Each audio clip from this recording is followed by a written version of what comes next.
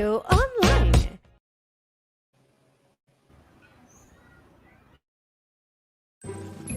Kayo ba'y naghahanap ng pagkaing Pilipino? Yung medyo kakaiba naman sa panlasa. Hanap nyo ba mga pagkain na masos? Para kanin na lang ng kanin ang orderin mo. Huling tanong na lang. Ikaw ba ay may jowa at mahilig makipag-away sa mababaw na dahilan dahil hindi nyo masagot ang tanong kung saan at ano ba kakainin? Tapos ikaw pa sisisihin dahil wala kang maisip hanggang sa makauwi na lang kayo kung nakabusangot pa din ang mukha niya at di ka pa rin kinakausap. Abay, nasa tamang lugar ka. Sa kahit saan Sizzling House, hindi na muli kayo mag-aaway pa sa mababaw na tanong na yan. Dahil kami na ang sagot sa tanong ng bayan. Kaya anong pa inaantay mo? Sa kahit saan Sizzling House, hindi ka na malilito pa, hindi ka na ma-heartbroken pa. Kaya kahit saan Sizzling House na. Order na! I-message na kami sa Facebook at Instagram. Hindi kaya call and text 0936-681-5889. Order na sabi.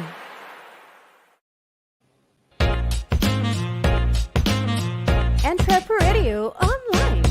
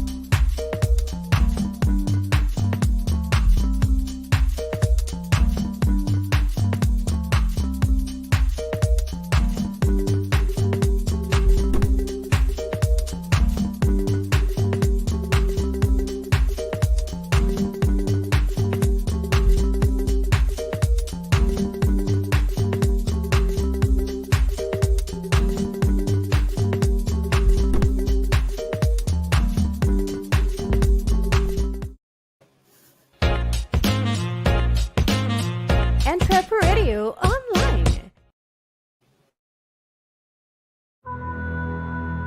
2020 was the year we all looked forward to. It's the start of a new decade. It's the year of perfect vision. Or so we thought.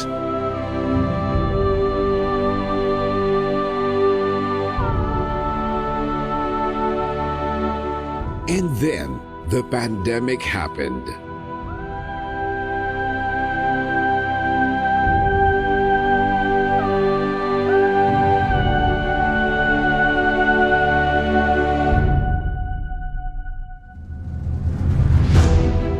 Now, 2020 has become the year that ushered in the new normal. But in spite of that, here in Creative Voices, we believe it's still the perfect year for your voice to be heard. This is Creative Voices 2020. Bigger, bolder, better. And yet still and always the home of the best Filipino voiceover artists. We provide a pool of hundreds of voice profiles. Male or female, young or mature, calm or energetic. In English, Tagalog, and other Philippine dialects. Tuloy ang kwento. Padayon ang istorya. Ituloy ti istorya. Istorya continua. Isundo may istorya. Padagos lang ang satuyang istorya. Padayon ang imo nga sugilanon. Tuloy ang kwento. An online platform for selecting, booking, and obtaining the perfect voiceover for your commercial, movie, corporate video, e-learning, telephone system, etc. You name it, we voice it. state-of-the-art recording studio, equipment, and software for a guaranteed crisp and clear audio quality.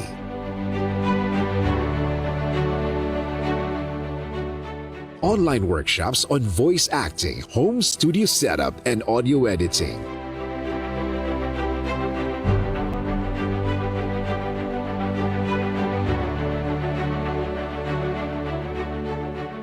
We have produced over 2,000 graduates from VoiceWorks, our popular voice acting workshop since 2005. And the pandemic is no reason to stop. Vision 2025 to be the leading national network of young Filipino voice artists and creative voices. Mission to provide developmental opportunities and platform that empower young Filipino voice artists in every corner of the Philippines to use their voices to promote positive social change. Adapt, adopt, adept. We create a culture of giving, sharing, loving, and caring. And disrupt the culture of selfishness, greediness, and ungratefulness. We give every unheard and aspiring Filipino voice artist an opportunity to rise above the noise and be heard.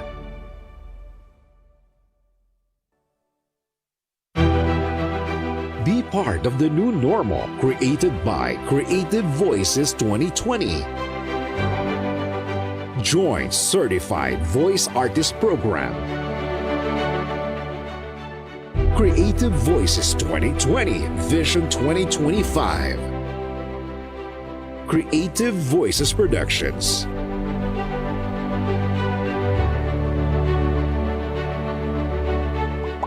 www.youtube.com/thevoicemaster.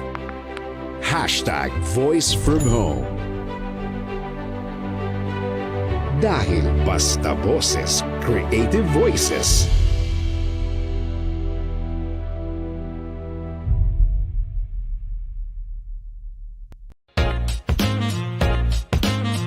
EntrepAcademy online.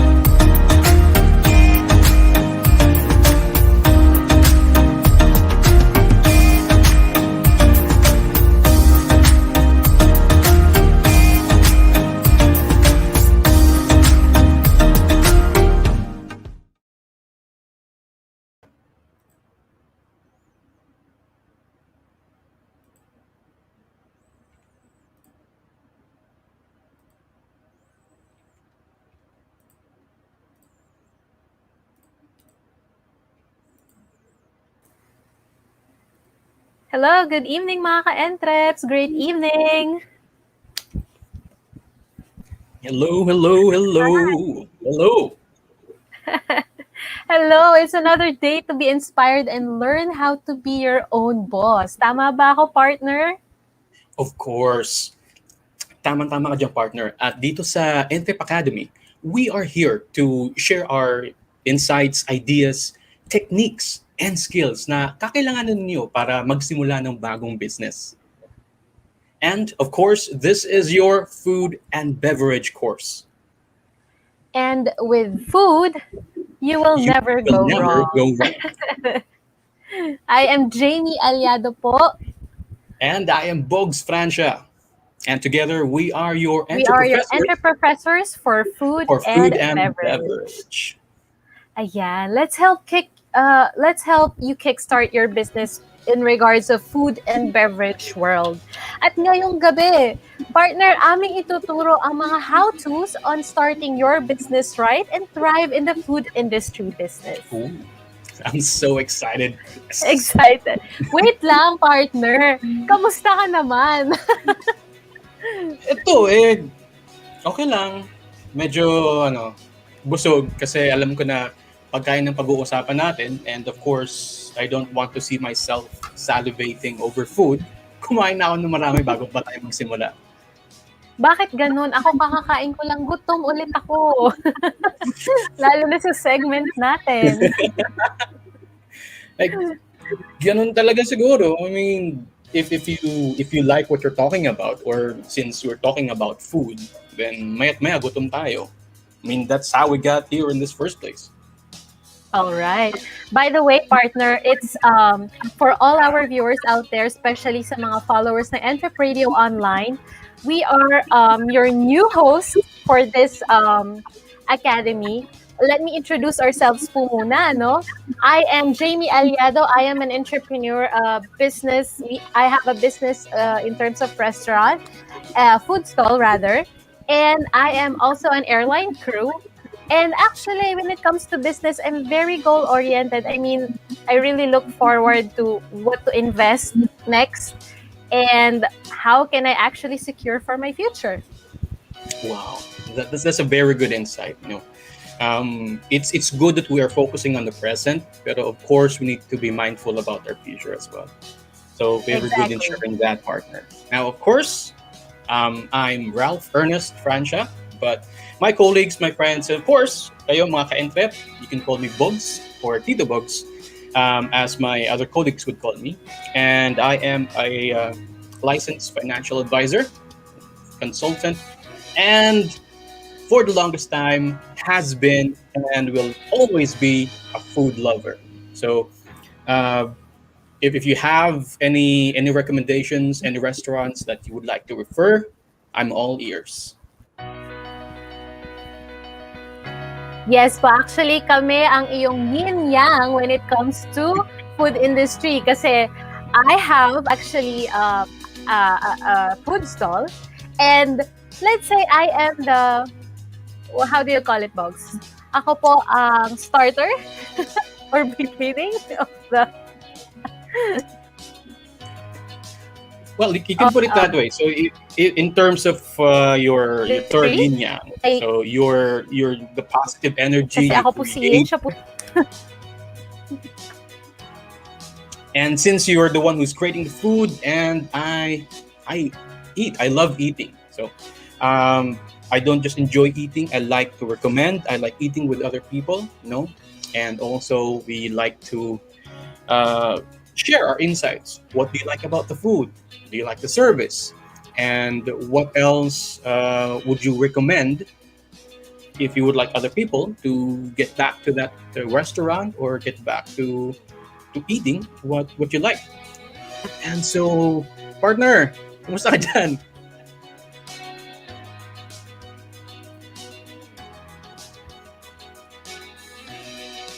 Unfortunately po, meron po yatang technical difficulties ang aking partner dito.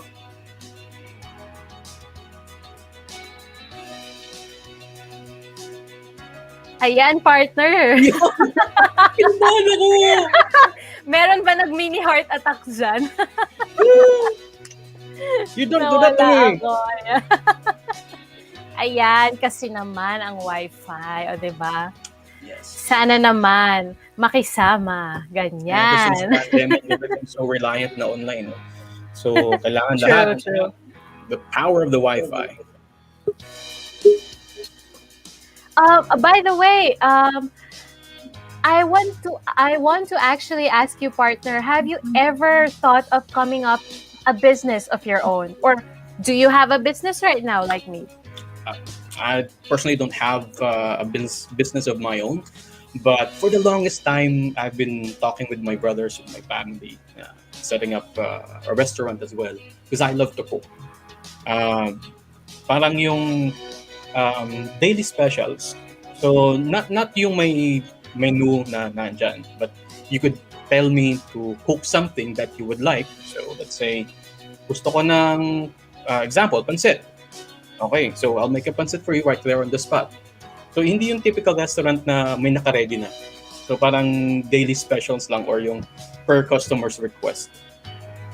Kaso puro ideas pa lang, wala pang nangyayari. Well, why not, 'di ba? It's better to have an idea kaysa sa walang idea. Kaysa Of course. tumungangalan tayo, tama ba? Oo nga, partner. Actually, I'm also planning. I was starting already. Alam mo yung parang room for rent. Yes. Sa awa naman ng Diyos, I was having savings and I wanted to invest something like sa apartment, but I really cannot afford talaga magpagawa ng isang buong, building for an apartment like a condominium or something. Pero at least I started 2 rooms which will be soon to be occupied, hopefully. So, ayan. I mean, Baby steps. Baby Hindi mo steps, pwede na exactly. grande talaga. Pwede mong paunti-unti lang. Sooner or Exactly. later, you'll get there na. Ayan. So, let's go back sa ating craving, right? Like, our love for food. Have you ever tried eating sa mga sizzlingan? Of course. You may not know, pero ever since I was a kid, I've had high respect or high expectations sa mga sizzlingan. Kasi I could still remember back in the days nung nasa Mega Mall kami ng aking family. Pag nakikita ko yung sizzling plate nun, parang nakikita ko nagsisizzle, nakikita ko nag-smoke yung pagkain dun sa plate niya. Like, social naman nun. Parang ang gandang pakinggan, ang gandang tignan, it's so appetizing to see yung food getting cooked in front of you, yung amoy mo yung smoky flavor niya, and then I really wanted to try it for the longest time. Kaya nung lumaki ako, every time I have the opportunity, pag may nakita ako na mga sizzling place, kahit na mga mini restaurant, eatery, I always go for it. Ikaw, Exactly. what's your favorite dish ba pagdating sa mga sizzling platters na yan? Sizzling platters? Actually, lahat. But every sizzling platter is my favorite kasi the main point of the sizzling itself is what I really love. It's like everything is prepared right in front of you, very fresh, parang fresh from the oven, parang ganon. So parang may stove sa harapan mo at niluluto. Though tatalsik-talsik ang ka nga lang, pero it's worth the ouch. It's worth the ouch of the yung mga talsik na yan. Kaya I really, but to be honest, my best favorite is like the sisig. Who would have, All-time favorite sino ba yan. naman? Oo, sino ba naman ang hindi magkakaroon ng favorite sa sisig? It's so sinful nga. Every time, let's say, nag-iisip ko mag-diet, ganyan. And then somebody asks me, tara, sisig tayo. Okay, balik tayo. Never mind. Anong diet? Ano? Pwede mong mag-jogging pagkatapos eh. Oo. Diet, may bukas pa. Ulit-ulit na lang. Balik sa day one. True. Wait lang, partner. Ikaw ba'y in a relationship ngayon? Maiba lang ako. Kasi may pagka-connection naman to. Wait lang mga viewers ha. May connection naman to. Ikaw ba ay in a relationship? Yeah. I am in a relationship. I'm okay. happy. Yeah. Okay. So, let's say, kumain kayo ni special someone. May I say special someone? Nag-date kayo, for example. Did you ever had any misunderstanding in terms of questioning her or her questioning you where to eat or what to eat? Siguro naman hindi nawawala yun. I mean, even in let's say sa family lang eh. Even at home, tatanungin mo yung mother mo or sino mang relative mo, like, anong ulam? Anong kakainin? And then pag wala pa, ikaw, what isip ka? And then, it's the hardest question for the day. So, what more kung let's say you're in a relationship, tanongin mo, ano gusto mong kainin? And then he or she doesn't know. And ikaw naman, super supportive ka. Okay, ano gusto mo? Soup? You want something crunchy? You want something spicy, salty, sweet? And then, siguro magbigay ka na ng checklist. Ito po yung checklist. Paki-fill-upan na po kung anong feel mong kainin, anong feel ng palate mo. And then ako bahalang mag-isip. Tapos, bigay ka na ng suggestions. Pag wala, okay lang! Okay lang! Hanap tayo! Try and try until you succeed, ika nga. Pero kasi it's really been a famous, or let's say a popular question. Parang, saan nga ba talaga tayo kakain? Tama ba ako? It's really a big question and it's sort of hard to decide, to be honest, kung saan nga ba talaga. Kasi kahit, let's say, sa barkada lang or nasa galaan kayo, saan tayo kakain? Ang problema kasi dyan, parang kailangan mo i-consider yung gusto ng isa't isa. So yung isa gusto niya kumain sa ganito, yung isa sa ganyan. And then at the end of it, kailangan nyo din mag-compromise. It's either that or walang masusunod. So kung walang masusunod, hindi mo susunod yung gusto mong kainin. It's just sad. Exactly. Kahit naman sa sariling bahay natin di ba? Parang, anong ulam ngayon? Anong meron ngayon? Tapos pag meron siya sinabi, let's say menudo, ganyan, ay, sige, magpapansit ka doon, papadeliver na lang ako social, di ba? Para sa kanya lang, ang daming pagdadamot. Kung typical parents, ang nasabihin niyan, huwag kang mag-inarte, kainin mo kung ano yung nandyan. Ay, totoo. Very typical mother it is. Ayan. So, actually, dahil dyan, kaya ko rin na-brought up yung mga questions na yan is because of our guest for today. Excited ka naman makilala siya? Well, we're talking about food, so if he's got food, then I'm all ears. Well, dahil dyan, let us introduce our guest professor for today. Our guest is a software QA engineer and he is revolving in the world of IT, imagine? So parang two different worlds in one.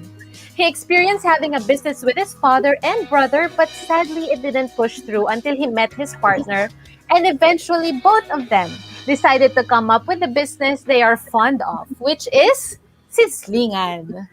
Wow, so iba pala yung partner na yun. So, iba pala Face reveal mamaya. So, balita ko, since 2017, nasasagot na yung itong dilemma natin na saan tayo kakain or kung ano kakainin natin. So, hopefully, our guest professor will teach us how to basically start our own food business. So, the do's and don'ts and the preparation of their bestseller. So, medyo Diba? May demo pala tayo today. Hindi ako prepared. Yes, and I'm excited for that demo. Nakaka-excite. And I want to hear more about the story about his food business. I'm excited as well, partner. So let us wait no further. May we roll? Sorry. I think I will need to let us call on our guest now, Mr. Reward of Italiano. Oh, there you go. Yes. Hello. Hello po. Hello, good evening. Good evening, guys. Good evening din sa lahat ng inyong viewers. Salamat din po pala sa pag-invite para ma-share namin yung aming munting business sa inyo. Oops, naka-off. Good evening din sa aming matipunong guest na ayaw mag-yun. Ayun! Ay, gwapo naman pala eh. Bad hair day, sorry. It's not my problem anymore. Sana all. Actually, mas excited lang kami sa demo mamaya. Sige. Ayan. So, Boggs, first, please take it away. Yes, thank you. So, should I call you Mr. Vitaliano, Weward, or how should I address you? Weward na lang, Boggs. Weward. Okay, so Weward, could you tell us more about when or how your business or itong Kahit Saan Sizzling House was established? Sure. Sige. Yung aming food business na Kahit Saan Sizzling House ay nag-start siya nung June 2017. So, yun yung kasagsagan nung mga food parks year 2015 to 2017. So, before 2017, naghahanap na kami ng place na kung saan kami pwede magtayo ng negosyo, kung anong pagkain. Tapos, isang araw, nagbabike lang ako. Parang may bibilin ako sa kanto. Tapos, dun sa area namin, sa may Lagro, sa may arko ng Lagro, nakita ko may tinatayong food park. Tapos, meron siyang nakalagay na parang for rent yung mga stalls. Tapos, ayun, nag-inquire lang ako. Tapos, sinabi ko na dun sa aking partner na may food stall na available na parang fit na fit sa amin. Tapos, after a week lang or 2, kasi meron din kami naitabing pera, nag-down na kami kaagad para dun sa pwesto na gagawin namin dun sa food park. So, ayun, nag-start kami na Kahit Saan Sizzling House na yun yung team, Sizzlingan, and ayun, and the rest is history. Yes po, balita ko kasi, Mr. Weward. Balita ko kasi na hilig niyo ng partner niyo ang sizzlingan talaga. Tama ba ako? Yes. Mahilig talaga sa sizzling kasi yung idea din kasi parang kakaiba siya sa lahat ng plate. Lalo na kunyari, imagine nasa food court ka, tapos may sizzlingan. Parang kahit na burger, pasta, kanin, na iba talaga yung tingin ng tao dun sa sizzlingan. Kaya parang kahit ikaw, lalo na Pinoy, may kanin, tapos mainit pa yung pagkain mo, talagang pasok na pasok sa'yo. At saka, magugustuhan mo talaga. Totoo yan. Sabi ko nga rin kanina sa introduction namin na talagang lahat, basta sizzling, lahat gugustuhin namin yan. By the way, Mr. Weward, nasabi mo na ang pangalan ng stall nyo Kahit Saan Sizzling House. Ano ba ang storya? Bakit yun ang naisip ninyo? Ayan, bakit kahit saan Sizzling House? So, ayun, actually nung nag-i-start kami, nag-search muna kami sa DTI, sa website, kung anong magandang business. Pero nandun pa din yung kahit saan na hinahanap namin. So, hinayaan ko si partner na mag-decide kung anong pangalan yung bubuuhin namin. Basta ang sinabi ko lang, ang tema natin para sa food park ay sizzling. So, siya na nagsabi na kahit saan yung gagawin. Kasi ang history pala nun, meron silang family friend na din namin ngayon. Nagkakwentuhan lang sila sa isang coffee shop. Tapos, siguro kakatapos lang nila kumain. Tapos, ayun, napag-isipan nila na nagtatawanan, suggest na kung magkakaroon ako ng negosyo, one day ang ipapangalan ko kahit saan.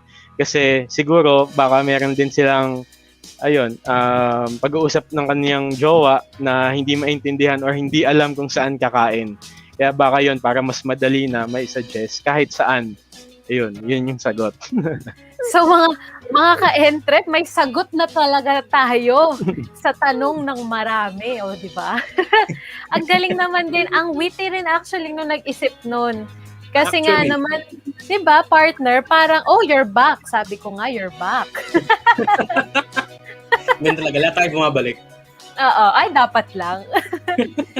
So, ayun nga, partner, sabi ni Mr. Weward na meron silang family friend na nakaisip lang talaga out of the blue. It's really, once na may maisip ka, and why not start it out and turn it into a business, di ba? Exactly. The best pa nga yung mga ganyan spontaneous yung idea kaysa yung let's say, talagang pinag-iisipan mo ng mabuti. Minsan yun pa yung mga nag-fall out eh. Kapag mga ganyang spontaneous, biglaan lang, yun yung mga tumatagal na mga ideas pagdating sa business or whatnot. Marami na nga siya ngayon actually. Dumadami sila sa milk tea man, sa ulam man, sa mga Italian or dishes, yung mga ganyan, o diba? Sikat na yung mga yan ngayon. Exactly. So, I mean, kaya laging may boom ng food business. Eh. Like, nung nag-start si WeWork, nabanggit nga niya, start yun ng mga food park. And now lately, ang mga nagsilabasan for the past couple of years, mga samgipsal or mga Korean food restaurants dahil dun sa Korean wave. And it sells. It sells. Kaya laging ang daming mga customers ng mga ganong restaurant. Exactly. It's the wittiness that will make you go further. Bago yun. Ayan. But Mr. Reward, ano ba tong kahit saan na to? Is it franchised or did you really come up everything from zero or from scratch? Miss Jaimee, WeWord na lang. Ayun. So, si kahit saan Sizzling House ay binilt namin from scratch. Simula sa logo hanggang sa menu. So, ayun, samot-saring ideas na binuo namin para mabuo si kahit saan Sizzling House. Ayun. Speaking of the menu, WeWord. Speaking of the menu, any special, what do you call this? Any dish that that is your favorite from your yung mga sinaserve ninyo? Actually, nababanggit nyo na kanina, yung sisig. Isa yun sa aming best sellers. Ayun. Lalo na pag sizzlingan, parang automatic, dapat may sisig. Parang kulang yung sizzlingan kapag walang sisig eh. So, ayun. Isa yun sa favorite ko. Tsaka madami din customers namin yung may favorite ng aming pork sisig. Binabalik-balikan po, no? Tama, so, sino tama. mga nagpe-prepare ng ano ninyo? Sino ang nagpe-prepare ng mga dishes ninyo? Or is it copy-paste? Or talagang lutong bahay pa talaga siya? Or made or from...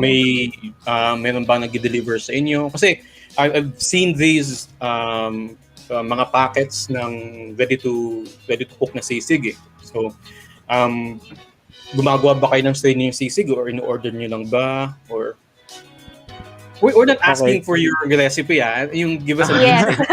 I think it's a secret eh. Bawal sabihin. Okay. Sige, yung sisig namin, lalo na dito sa Manila or sa Pinas, iba-iba tayo ng version ng sisig. So kami, nung nagsisimula nung aming business, research din kami kung anong recipe ng sisig, kung paano siya gawin. Kasi, ayun pag umorder tayo ng sisig, parang basta sisig, ma-order natin, okay na siya. Pero noon wala kaming idea kung paano gawin. So, ang ginawa namin, ni-research namin, tanong-tanong din sa mga kaibigan, family, friend, kung paano nila piniprepare yung sisig hanggang sa create kami ng sariling recipe na binuo para dun sa sisig. Actually, shoutout dun sa aking kapatid na si Wesley. Ayun, siya yung pinuno pagdating dun sa sisig. Siya talaga yung nagpe-prepare. Simula sa pamimili sa market hanggang sa pag-serve ng sizzling plate, siya. Siya yung gumagawa. Ang galing naman. Yan ang dedication. Diba? Yan ang dedication. Which is kailangan talaga when you're really having a business. Exactly. And of course, kasi if you like food or if you love food, hindi lang pagdating sa pagkain yung gusto mong gawin. So if you want to share yung food na gusto mo or yung niluto mo, you need to give respect din sa effort na ginawa mo. I mean, gusto ko tong sisig na to Gusto ko ma-appreciate nyo to. So, lahat ng effort, pagpapasarap, pagpapaganda, gagawin ko para ma-appreciate ng customers ko or ng mga loved ones ko, syempre. Exactly. Nako. Parang mas nakaka-motivate mag-come up pa ng mga gusto mong i-build na business in the future. Yeah, I'm thinking of things to cook na nga para Mga For later, tubukan. midnight snack. Midnight snack yan, Mamaya, partner, pagkatapos nito. But, Weward, nabanggit niyo po kasi kanina yung DTI. Meron po ba kayong mga gustong i-share in terms of legalities here sa Pilipinas in terms of starting a food business? Sige, sa amin, nung nag-start kasi kami nung business, lalo na sa food park, sinigurado namin na kompleto kami sa papers. So, ayun, yung first step para mag-create nung business, lalo na kung may vision ka talagang palakihin siya. Kasi yun yung nakikita namin na mga partners namin, lalo na dun sa business, na hindi lang siya mag-i-start dito, kung hindi lalago pa kami in the future. Baka magkaroon pa ng ibang branches. So, ayun, ginawa namin siya nung mga papers nilakad namin. Nag-start kami sa DTI, sa pag-register nung business name na Kahit sa Sizzling House. Tapos, na-register din namin siya sa barangay. Yes, tapos meron din sa City Hall. Na-register din namin siya sa City Hall. Tapos nakapag-provide din kami sa employees ng SSS benefit para doon. Ayun.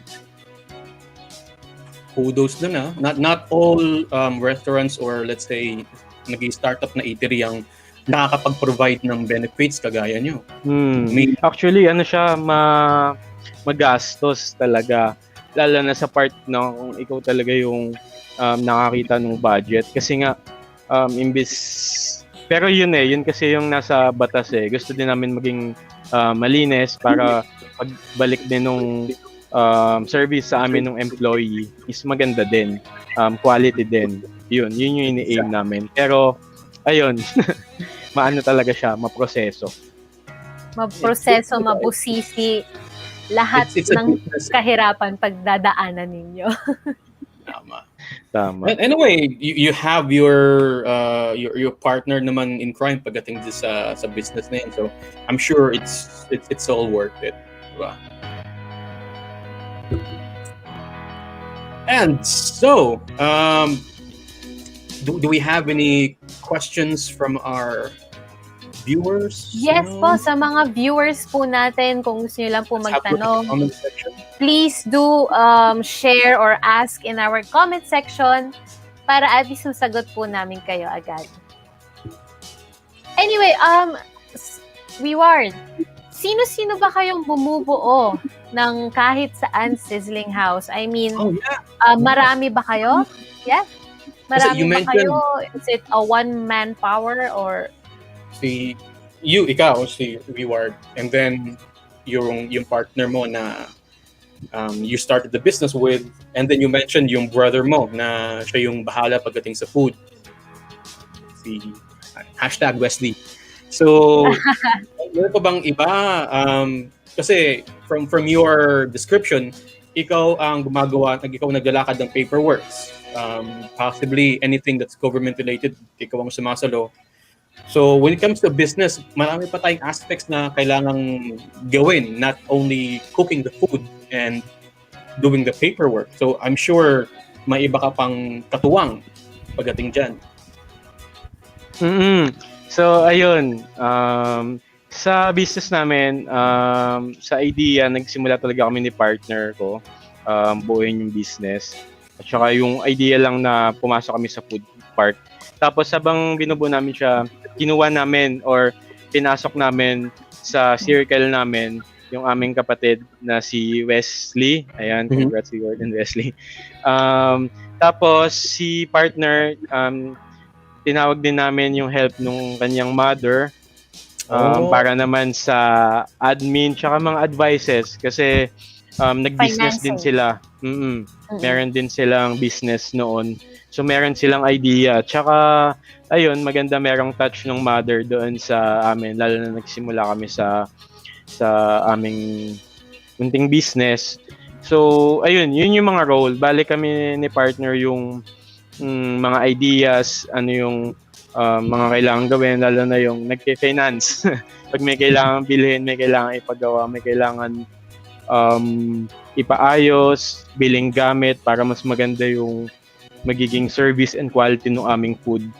Pinag-uusapan namin and mabibili. Tapos yung kapatid ko, si Wesley, siya yung tawag dito, hands-on talaga sa loob ng kitchen. Actually, pati sa labas kasi hanggang market. Siya din yung namimili, super hands-on. Siya yung kakilala ng mga suki, tapos siya din nagpo-portion hanggang sa pagsa-serve. Tapos si mami naman ni partner, siya yung inassign namin sa admin task. So siya yung nag-remind sa amin na kung may kailangan ng bayaran sa BIR, ano yung magkano yung siya din magkano yung babayaran sa SSS, tapos sa renewal, lalo na yung mga business permit. Tapos nasa kanya din yung budget nung pera para if ever na hindi kami available, madali nilang maibibigay or mababayaran yung mga requirements para magpatuloy kami dun sa business. So ayun, yun yung hatian namin sa negosyo kasi napakalaki talaga niya. It's good din, no? Kasi kumbaga sa typical company may kanya-kanya kayong department eh. So may financial, ikaw yung admin, and then yung operations or yung the cooking itself pagdating dun sa kay Wesley, and then of course yung partner mo. It's very systematic. Hindi mo siya i-expect sa isang restaurant or food stall kasi in most cases parang in my history of encountering people na mayroong mga food business, usually parang one-man team sila palagi eh. Yung nagluluto, usually siya din yung nagpa-finance, minsan siya din yung nagpo-promote, or pag walang maglalakad, walang makakausap, siya din yung gagawa ng paperwork, which sometimes na-jeopardize yung ibang side ng business eh. So it's very good, very systematic. Ang ganda ng flow nung business niyo. It's something that we should really share with our viewers here.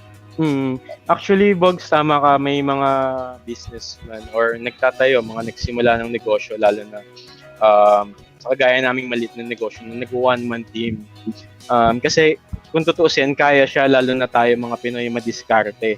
Lalo na kung para sa negosyo, kakayanin natin lahat yan. Kaso, ayun nandun talaga yung vision namin na balang araw lalaki din kami. Kung wala lang din talaga to si COVID. So parang piniprepare namin yung aming sarili na maging involved doon sa loob ng circle ng negosyo para if ever na ready na kami branch out or magtayo ng ibang branch, mag-franchise, may idea na kami doon, hindi na mangangapa. Ayun. Inaabangan nga ng karamihan ng franchise ng kahit saan Sizzling House. Marami na nag-i-inquire noon pa lang. Yes, marami pa nag-i-inquire noon pa lang sa pagkakaalam ko.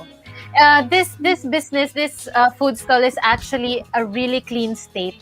Sabi nga ni Ward na kailangan talagang maging malinis ka in terms of business kasi sa huli, ikaw rin naman ang hahabulin eh. Ikaw rin magkakaproblema, ikaw rin na masistress. And you cannot really do it on your own. If ever you can do it on your own, andun pa rin ang dalawang kamay mo. You will always need your right hand. You will always need your left hand for whatever it may be. You have a good point din, no? Kasi it's what people look in a company. So even though it's a food stall or it's a restaurant, it's still a company. So what people look for in a company is transparency. Kung ano yung gusto makita ng tao or kung ano yung hinahanap nila, yun yung sinaserve nyo, yun yung pinapakita nyo. Walang hidden agenda or walang anything under the table. Everything is seamless pagdating sa ganyan. Correct. Tama ka dyan, partner. And by the way, Mr. Weward, how was it coping with the pandemic since nabanggit mo po earlier? Kasi I'm very interested din dito sa tanong mo, partner, kasi 2017 kasagsagan ng food park. So I'm sure may boom, marami kayong customers, and then all of a sudden pandemic, nag-subside yung dami ng tao, bawal lumabas, and you're still in business. Ang dami kong kakilala na nag-close down ng business, nag-temporarily close, kasi hindi nila kayang i-sustain, hindi nila kayang bayaran tao, and yet here you are, going strong, even if there's a pandemic. So, how do you do it po? Nako, ayun. So, nung pumasok si COVID, ayun, pag-usapan natin. Pwede ba umiyak? Hindi. Mukhang Ayun. matindi ang pinagdaanan. Lalo Ayun, na curious. super affected kami nung pumasok si COVID. Actually, lahat naman ng tao, hindi lang kami talaga. Pero may share ko lang din na ayun, naapektuhan yung aming negosyo. Napilitan kami isarado yung stall kasi hindi na namin kaya bayaran yung monthly na upa. Tsaka wala na din talagang taong lumalabas. Parang nakatambay na lang kami doon sa tindahan na walang bumibili. So, ayun, hindi ko din maiwan yung work eh. Ang ginawa sa amin sa work sa IT is nag-work from home kami. Tapos doon ako nagka-idea na isasara na din yung business. Tapos, ayun, nag-set up kami dito sa bahay, nag-work from home din kami. Wala lang kaming physical store, pero tuloy-tuloy pa din kami sa aming business sa pamamagitan ng delivery. So, may area dito sa amin na nag-offer kami ng free delivery. Tapos, may mga suki din kami, lalo na yung thank you sa aming mga family and friends na patuloy pa din umu-order. Nagpapa-deliver sila online via din sa mga ating delivery courier. So, ayun. Tapos, nung kasagsagan ng food park, hindi na din bago sa amin yung yung parang naglaylo sa sales. Kasi nung pumasok kami sa business, is kasagsagan talaga ng food park. Tapos, nangyari, after namin matapos yung contract namin sa food park, umuunti na din yung tao, yung parang mga pumupunta sa food park. So, nung napapansin na namin na kumukonti na din pala yung tao sa food parks, tsaka yung sales namin bumababa na, buti nakapag-ipon kami. Hindi kami bumili ng ibang gamit, talagang tinabi namin yung kinikita namin. Kung bumibili man kami ng iba naming items, tsaka mga designs sa stall, sa sarili naming pera muna, yun muna yung ginagamit namin. Tapos nung nag-end na yung contract namin sa food park, lumipat kami ng pwesto sa may Lagro. Then, humiwalay na kami sa food park. So, yun, yung naipon namin pera nung malakas yung food park, nagamit namin para makapagtayo kami at makahiwalay doon sa food park ng sarili naming food stall sa area. Kaso yun nga si pandemic, balik tayo sa present na date ngayon, naapektuhan kami talaga. Nako, mukhang meron po kayong luha banda dito. Ay, joke lang po. I've taken note of some juicy information base doon sa engineer ni Ward. Kasi what struck me the most is kumbaga nung una nakasandal lang kayo sa food park. Kung gaano kalakas yung food park na yon, siyang dami ng customers niyo, di ba? Kasi yun yung ambience yung pinupuntahan ng mga tao dun eh. Pero even after mag-end yung contract nyo, doon kayo nag-start magsarili. And it's for any startup business, laging yun yung mahirap eh. Yung pag lumipat ka ng lugar, are we still gonna have the same customers, ganyan.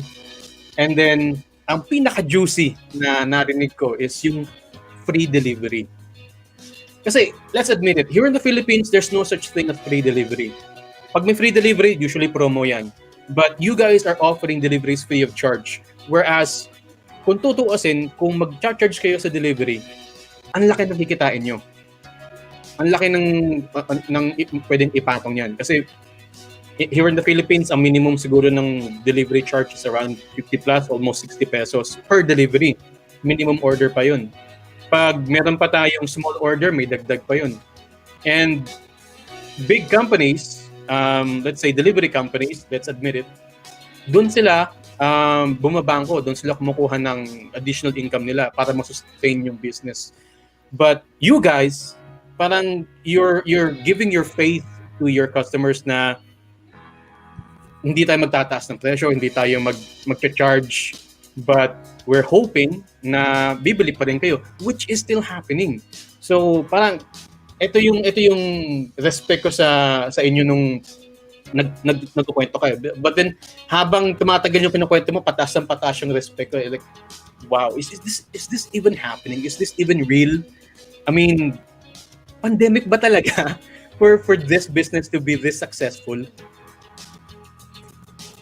Actually, Boggs, totoo yung sabi mo. And thank you sa pag-appreciate. Actually, yun yung idea na gusto namin. Kasi sa totoo lang yung food order ang nasa price range niya is 100 to 150 pesos eh. Kaso kung mag-charge pa kami ng delivery fee na kahit 20 pesos sa kalapit na area namin to 50 pesos, parang alam mo yun, customer din kasi kami, kumakain din kami sa ibang lugar. Kahit yung idea lang na since tumama talaga si pandemic na sige na, order na kayo sa amin, free delivery to para i-try nyo kami, sulit yung pagkain namin. Talagang pumupondo kami para makilala din ng mga tao. Tsaka, yun, ma-appreciate yung balik namin sa support ang ginagawa nila. Ayun. Totoo naman. Ang It's ganda. very heartwarming, you know. Exactly, oo. So, nakakatawa lang sa puso. Ay, char. By the way, di ba, isa kang software QA engineer. Kumbaga, ang mundo mo ay nasa information technology. Parang paano or bakit mo napasok ang food industry? Meron ba kayong background before to business or sadyang mahilig ka lang talaga din kumain at pinasok mo siya sa industry yon? So, ayun, nasa IT world ako, pero nag-start siya nung bata ako. Nung bata pa kami nung kapatid ko. So, nung maliit pa kami, si father namin, meron din kaming business, meron kaming hardware business. Dito din sa Quezon City, sa may Payatas area. Kaso, ayun, may tragedy din na dumating. Yung matatandaan nyo yung landslide sa Payatas. Noon. Oh, yes. Hindi naman kami naapektuhan, hindi naman nabagsakan yung hardware. Pero yung community, parang nahirapan bumangon. Tapos, ayun, napilitan na lang din kaming isarado yung aming hardware business. Tapos, nagtrabaho na lang din si Papa overseas, yung aming father. Tapos, nung college ako, meron kaming, ma-attend ako sa isang church. Meron kaming ka-churchmate, si Elder Lawrence. Lagi niya ako sinasama sa mga business seminars sa UP. So kahit bata pa ako nun, wala akong idea sa business. Pumapasok siya sa akin. Kahit na hindi ko naman na-execute. Tapos, ayun, nakaka-gain ako ng experience, ng knowledge, ng ideas sa mga tao na nakapaligid sa amin dun sa mga seminars. Tapos, nung college, while waiting yung aking graduation, nagtrabaho naman ako sa isang parang Italian restaurant sa may mall, sa may SM North EDSA. So, nag-serve ako doon as parang service crew or busboy. So, pasok din yun siya sa experience ng aming food business ngayon. Kasi nakaka-gain ako nung experience and knowledge nun kung paano makapag-serve nung quality sa customers, customer relations din. Nakakausap mo yung mga customers kung paano mo sila batiin, paano mag-smile, paano mo sila tratuhin. So, ayun, kaya napakalapit sa akin nung business, pati nung food, kasi yun yung last na, yun yung parang pinaka-first work ko pala nung college. Tapos yung aking kapatid din, nagtrabaho din siya sa parang Filipino restaurant sa isang mall din dito sa Quezon City. So, meron din siyang experience sa kitchen, pati sa dine-in service. So, yun. Kaya, okay talaga sa amin yung food business at napasok namin. Grabe, napaka-inspirational naman ng story, yung background story nila. It's, though nag-start ang Kahit Saan Sizzling House sa scratch, pero yung mismong mga bumuo nito, meron naman na pala silang idea and they were really at their bottom. Hindi naman, I mean, at their lowest probably. Pero kumbaga, nag-step by step sila para ma-achieve kung nasaan sila ngayon. Magaling.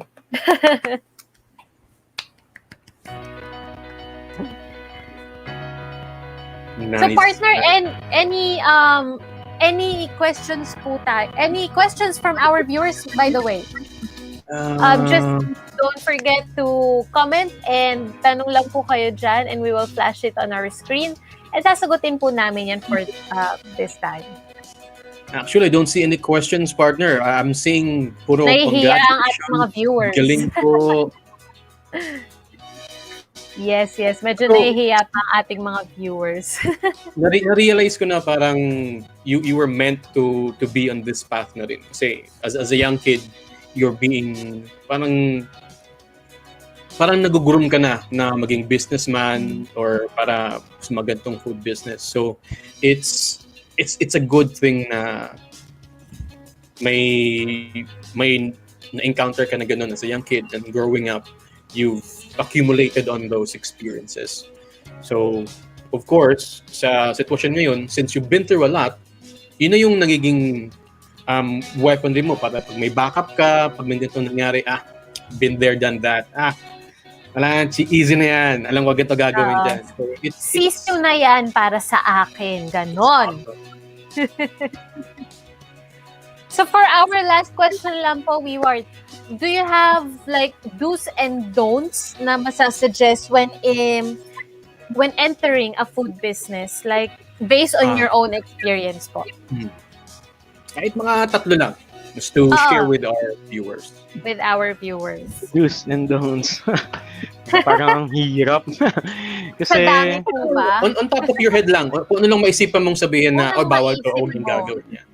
Yes. Saan yung unang-unang nahirapan ka o saan yung unang-unang natuwa ka? sige, Kaya, most memorable experiences man lang. sige, parang dun sa parang do's na may bibigay ko pasukin mo yung business kapag ready na yung sarili mo, buo na yung loob mo. Kasi ang dami talagang factors na kailangang panindigan, lalo na pag nag-start ng business. Kasi una yung budget, kailangan meron. Since business siya, hindi laging may papasok na pera. Hindi rin laging may lalabas. Kumbaga, iikot lang siya. So hanggang kailan mo kayang magpaikot-ikot lang din sa laro nung business. Tapos yung time din, ayun, pag ready ka na kasi maubusan ka ng time. I mean, mawawalan ka pala ng time. Kasi kung dati, pag weekend, kung may daily work ka, Monday to Friday, weekend nagpapahinga ka sa business, yun na lang yung time mo makigulo or mag-hands-on dun sa business. So, ayun curious ka din kung ano nangyayari, lalo na sa daily setup, daily routine ng business, ano yung kailangan ng mga tao, anong kailangan ng mga customers. Ayun, yun yung may bibigay kong advice. Tapos yung don't, parang pag di ka nga ready. Kasi ang hirap talaga pumasok pag hindi ka pa buo. Actually, lakasan lang siya ng loob. Pero yun, may mga factors ka na kailangan i-consider, tsaka pag-iisipan kasi maapektuhan talaga yung daily routine mo sa buhay. Ayan, partner. Diba? Talagang, oo, pag baguhan ka talaga, partner, hindi pwedeng ganun-ganun na lang Kasi nga, in terms of papers pa lang, in terms of legalities pa lang, matrabaho na siya or mabusisi na siya. Saka parang in any field, kailangan pumasok ka lang or make your decisions kapag ready ka na. Hindi yung pwedeng impulsive ka lang pagdating sa business. Ay, gusto ko to, gawin ko yan. Ay, gusto ko, gawin ko yan. Kasi at the end of the day, kung hindi mo paninindigan, wala kang matatapos. Exactly. It's sayang lang din yung time and money na i-invest mo kung magko-fall out lang din yung business. So, better yet, make sure na buo yung loob mo dun sa business na papasukan mo, and then ninindigan mo. Parang relationship lang.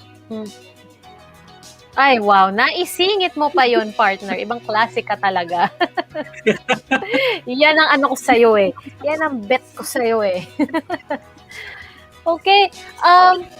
So, thank you so much, Weward, for sharing your experience. Sobrang salamat. At marami kami natutunan ngayon. Ang mga do's and don'ts na yan, yung mga first baby steps na yan hanggang sa pure dedication. So thank you for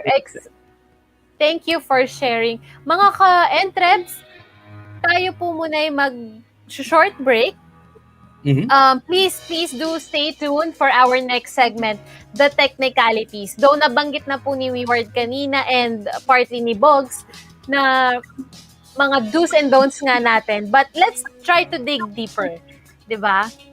And later on, partner, ano ba mangyayari mamaya, partner?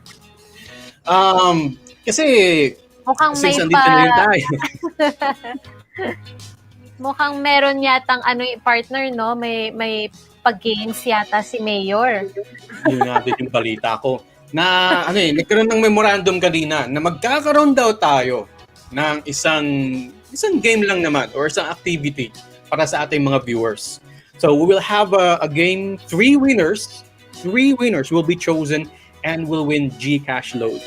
So, dyan lang kayo. And then, saan ka pa? You're learning about business. You're sitting there watching us talk. And magkakaload ka na. May matututunan ka pa. Dito ka na. Sali po. Hayok sa load. Sali po ako, no? Okay, so mga ka-entrep, dyan lang kayo. Yes, dito. Stay tuned, mga ka-entrep. See you later or see you in a while. And we'll be back. EntrepAcademy online. Kayo ba'y naghahanap ng pagkaing Pilipino? Yung medyo kakaiba naman sa panlasa. Hanap nyo ba mga pagkain na masos? Para kanin na lang ng kanin ang orderin mo. Huling tanong na lang. Ikaw ba ay may jowa at mahilig makipag-away sa mababaw na dahilan dahil hindi nyo masagot ang tanong kung saan at ano ba kakainin? Tapos ikaw pa sisisihin dahil wala ka maisip hanggang sa makauwi na lang kayo kung nakabusangot pa din ang mukha niya at di ka pa rin kinakausap. Abay, nasa tamang lugar ka. Sa kahit saan Sizzling House, hindi na muli kayo mag-aaway pa sa mababaw na tanong na yan. Dahil kami na ang sagot sa tanong ng bayan. Kaya anong pa inaantay mo? Sa kahit saan Sizzling House, hindi ka na malilito pa, hindi ka na ma-heartbroken pa. Kaya kahit saan Sizzling House na. Order na! I-message na kami sa Facebook at Instagram. Hindi kaya call and text 0936-681-5889. Order na sabi. Okay, o diba, ang bilis ng break. Literal na take a break, take a Kit Kat. We're back, mga ka-entreps. Ngayon, we want to know, by the way, ito ang mga technicalities na ipapakita natin in a short while. But, partner, ano muna? Introduce mo muna or sabihin muna natin ang ating pag-game para may time sila mag-isip. O, diba, nag-load ako. Na-excite kasi ako sa load mismo. Pero hindi naman ako pwede sumali. So, go guys, go viewers. Kaya nyo yan. Yes, and once again, maraming salamat sa aming guest. Thank you, Ward. Now, it's game time! So magbibigay ng hindi mo malilimutang experience sa isang kainan. May be best experience or worst experience. So our judge will be our guest, si Ward, and 3 winners will be chosen. But make sure that you have the sharer's badge to be included. So kailangan i-share nyo yung videos natin para para makasali kayo. So just share our live on your profiles and make sure it is public so we can double check it too. So winners will be announced later on the show. Yes, mga ka-entrep, please. Sabihin ko sana subscribe na. Sali na. subscribe na din kung nasa YouTube kayo nanonood and like the page of Entrep Radio Online. So, ngayon, partner, gusto kong malaman ang technical side naman of having a food business. Yes. So, I think you prepared something for us, hindi ba? I did a bit of research pagdating sa mga ganyan. So, hopefully, ma-absorb ng ating mga ka-entrep at ang ating mga kasama sa ka-entrep itong ating short discussion. So, this will be beneficial for starters. So, parang whatever you want to do, kailangan you have something at the back of your mind pag mag-start ka ng business. And that's what we'll be discussing. So mga ka-entrep, just take note of what we'll be discussing in a couple of minutes. You can either write it down or maybe screenshot na lang po kayo pag nanonood kayo. And we'll make sure na maintindihan nyo. If you have any questions, feel free lang po, mag-comment lang po kayo sa amin. Kami po bahalang sumagot sa mga tanong nyo. Alright, so we can't wait for you, partner. So, just comment any questions, queries, experiences, and huwag nyo kalimutan yung pag-game po natin. Isip-isip na po tayo para at least makapag-decide na po ang ating judge for today. Okay, partner, roll it! Yes!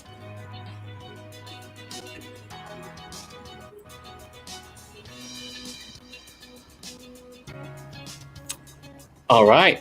So, mga ka-entrep, here is what we need to know or what you need to figure out before starting a food business. According to EHL or École Hôtelière de Lausanne, EHL or École Hôtelière de Lausanne is a hospitality management school in Switzerland. Yes, Switzerland. Para po sa mga diehard fans na Crash Landing on You, it is the same country. And in 2021, this year, for a third year in a row, EHL was ranked the world's best hotel management school. So if they say something, pag meron silang sinabi sa atin na dapat gawin or hindi dapat gawin, we better listen.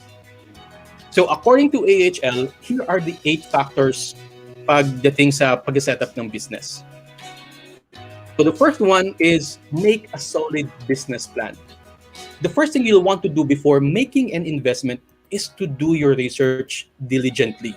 So, kagaya nga nung ginawa ni Ward before, talagang may napag-aralan siya, may natutunan siya, alam niya yung papasukin niya at buo yung loob mo. Kasi if you don't have a plan on what you're going to serve, how you're going to serve it, where you'll be doing your business, it's not gonna work. Kaya kailangan, simula pa lang meron ka ng plan or idea on how you would like to do business. Second, you need to make sure of your financing or investments. So, we have heard from our guest earlier na when they went out of the food park contract, they started their own stand, their own stall. Nag-move sila sa isang location. And that requires money. Kasi syempre, from paying your side or yung pwesto mo sa food park, mag-start ka naman ng bagong contract sa isang location. And of course, any startup requires money. So if you don't have money, make sure you know people who can invest in your business. Para whatever happens, you're all covered. And the next is location. Location, location, location. Pagdating sa business, location is most likely 90% na ng business mo. Don't you guys ever wonder bakit sa mga terminals ng jeep, ng bus, maraming mga food stall? Pag sa terminal ng jeep, hindi mo mawawala na mayroong karinderya. Sa terminal ng bus, hindi mo mawawala yung mga food stall dyan. And diyan ka kukuha ng ng clientele mo . So, what's happening sa mga terminals? People come and go. People fall in line. People get tired. People get hungry. Siyempre, gusto na kumain, gusto na magpahinga sandali, papasok sila sa restaurant mo. Papasok sila sa food stall mo. And that is income for you. So unless your restaurant or your eatery is or has a Michelin star or approved by Chef Gordon Ramsay or Chef Marco Pierre White, hindi ka pwedeng magtayo ng restaurant sa kung saan-saan lang. Kung ang restaurant mo is super kilala, super advertised, kahit nasa kasulok-sulukan pa yan, nadadayuhin niya ng tao. Kaya location matters. Meron tayong mga kakilala, let's say from north, south, pag gusto nila pumunta sa isang masarap na bulaluhan, dadayo yan sa isang lugar lang. So we all know where that is in Tagaytay. And why? Because of its location. It's prestige location. Kaya location matters, mga ka-entrep. And of course, when you're starting a business, you need to make sure na alam mo yung design or layout ng iyong space or ng iyong kitchen. Have any of you watched The Founder? It's a movie about the history of McDonald's. There is a part sa movie kung saan the McDonald's brothers have set up an entire day. They spent hours formulating or making up choreography dun sa kitchen nila.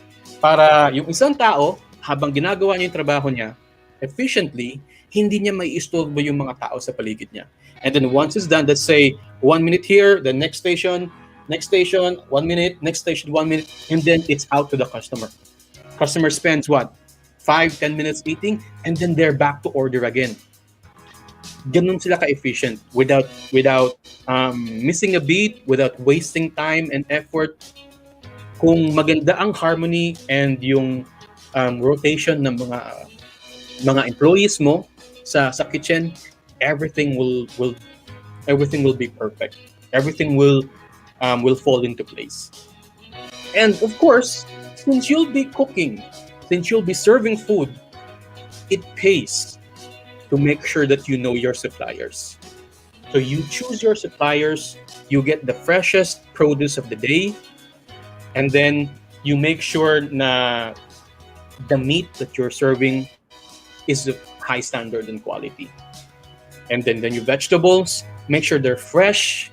Pipiliin mo pa siya. I've heard from our guest kanina na yung brother niya, si Wesley, was very personally goes to the market to check out and pick up the vegetables or pick up the meat na kakailanganin for cooking. And that requires dedication. You make sure that you pay respect or you respect the food that you're making and serving your people. And of course, no matter how much we want to eat and cook food, there's also the business part. So we need to make sure as well na we get our licenses and permits. As mentioned by our guest earlier, siya yung toka dito sa pagdating sa mga licenses and permits. You go to the right people, you go to the department, sa barangay, sa city, get your business permits. If need be, let's say health standards, they need to make sure that your workplace is clean. In the US, meron silang health inspectors. And these health inspectors are very powerful. See, if they notice that your restaurant is not fit, is not clean to serve food to people, you will be closed down. So we need to make sure na ganun din tayo. Ganun tayo ka-strict pagting sa cleanliness ng ating establishments, ng ating food. We need to make sure na we serve quality pagdating sa ating customers. And of course, once everything is ready, you start hiring your people. Hindi tayo panahon na biodata lang hired ka na. As much as possible, if you need to do a background check on your personnel, then do a background check. Mag-request ka ng NPA clearance if need be, just to make sure na they have a clean background and check out their work history para sure ka na makakapag-provide sila sa'yo ng service worthy of your customers. Maraming nagsasabi na, OA naman yan, bakit ba kailangan ng mga ganyan? I mean, you're also a customer, mga ka-entrep, diba? Would you want your food to be served na ganun-ganun lang? I mean, you you are going to consume food na gagamitin ng katawan mo. You're going to consume food na ipapasok mo sa bibig mo. Do you not want your food to be clean all the time? Diba? Do you not want your food to be prepared? I mean, if you've watched series, movies, pagdating sa mga pagdating sa food, we need to make sure as well. Diba? If you've watched MasterChef, if you've seen how they pressure these cooks pagdating sa cleanliness nung station nila, pagdating sa preparation nila na kailangan you follow the recipe, kailangan malinis lahat, kailangan masarap. It needs to be maybe not the same quality or the same standards, pero it needs to be the same quality na pwede mong iserve sa customers mo. And of course, lastly, you need to advertise. Let's admit it, pandemic ngayon. You can't just go around telling people that, hey, I've got a new restaurant, try our food. Siyempre, we need marketing, we need advertisements. If you need to share on social media, do so. That's the best way to advertise nowadays. Word of mouth. If you share a post, ask your relatives to share it to friends, relatives as well, or colleagues to grab your customers, para to grab their attention, see what you have to offer. And then, kapag nagusto nila panlasa, nagusto nila yung niluluto mo, siniserve mo, they will surely come back once you've followed all through these. At dyan lang po muna mga ka-entreps. Sana po ay may natutunan kayo sa aming mga shinare. Kung meron po kayong mga questions pagdating sa mga pointers na to, we'd really appreciate it.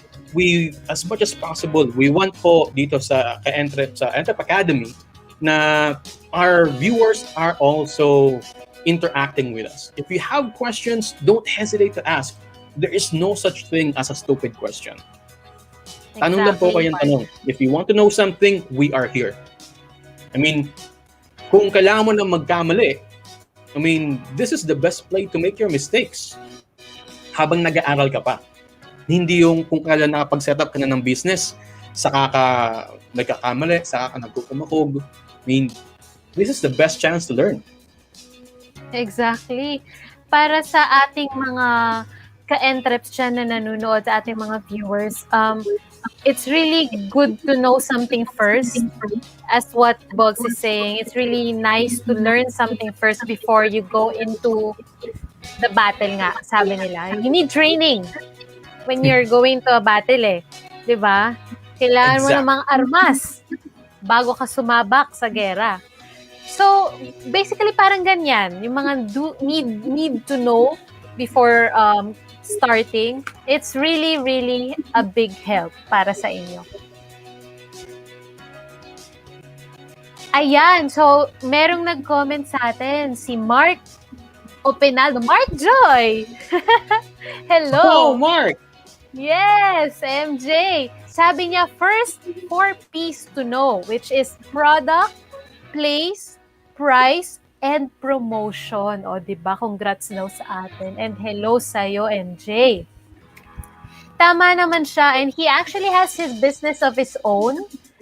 Ano rin to si Mark Joy, ano to? Business-minded yan eh. Business-minded, exactly. Before, Yeah, meron siyang yung printing shirts, tama ba tawag pa doon? Mm-hmm. And if I recall, nagkaroon tayo ng parang mini reunion before. And he was the one who was giving insights and guides, pointers to you dun sa business mo back then. So he's telling you on how to improve your business. Kasi I remember back then, ang sabi niya is, when it comes to business, ang pera, papaikutin mo lang. Hindi kailangan na every now and then is maglalabas ka ng pera para sa business. Kasi ang business is made para kumita ka ng pera. Hindi yung gagastos ka para sa business mo. So, paikutin mo ang pera. If you have any, let's say, nakita ka, pwede mong gastusin yun. Pero you do not, as much as possible, you do not get money from your own pocket para doon sa business. Yes. As much as possible, wala kang ilalabas, kundi yung nilabas mo na. At doon na dapat magre-revolve ang income mo sa business mo. Tama. Super big help sa atin ni MJ in terms of business talaga. Okay, so actually by the way, sa comment section, meron ng isang nag-share ng experience niya. Excuse me. Let's see. Si Sir Daddy Matias DS. Hello po sa inyo. So, para sa kanya, ang experience niya is sa isang pizza house. Mhm. I ordered chicken wings with rice. Nagulat ako kasi ang rice na sinerve ay tutong. Nako. No Delicate way. yun. Di ko akalain kasi famous pizza chain ito. So now hindi na ako kumain doon. Ayan mga ka-entrep. It just goes to show na 'di ba, ganyan tayong mga tao ganyan tayong mga Pilipino. Mas naaalala talaga natin ang isang pagkakamali. Let's say it's really a cliche or it's wrong. But that's how our brains work Nas naaalala natin ang pagkakamali ng isa or isang pagkakamali kaysa sa marami nilang nagawang tama. Though, when it comes to this kind of industry, customer is your top priority. So talagang dapat iisipin mo kung paano mo sila mapapasaya. Always think of them and the rest will follow. Exactly. Katulad, I mean, this brings into memory yung most recent incident sa isang well-known food chain whereas nag-trending sa social media yung bimpo or towel na may breading pa at pinrito at sinerve sa customer. So, syempre... recently lang yan, partner. Trending yan. Ang dami ko nakitang joke noon, mga meme na nagsasabi na nag-crave din ako sa chicken nila. So, gagawa din ako ng sarili ko. And then they'll show a next picture ng towel na naka-fold and then yung breading batter para iluto nila.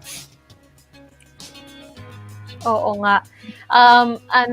News pa nga yan di ba, partner? So, ayan, talagang always think about your customer when you're trying to be in the food industry. Kasi ang food industry is very critical. To be honest. Very critical yan dahil kinakain natin yan Mm-hmm. Diba? Let's say, anybody can claim na they had food poisoning. Pero on your side, as an entrepreneur or as an owner, sasabihin mo wala. Hindi naman namin yung ginawa. Or wala naman kaming nilagay na different ingredient, di ba? But anything can happen, especially in the food industry business. So yun ang lagi niyong iingatan. That's why always customers first. Yun Pero talaga ang secret. I have an update pagdating dun sa balita na yun. Ah. Kasi right after nung event na yun, nung consecutive na pambabash na yun, nagkaroon ng parang drive yung mga Pinoy. Kasi that food that food business or that franchise is proudly Pinoy.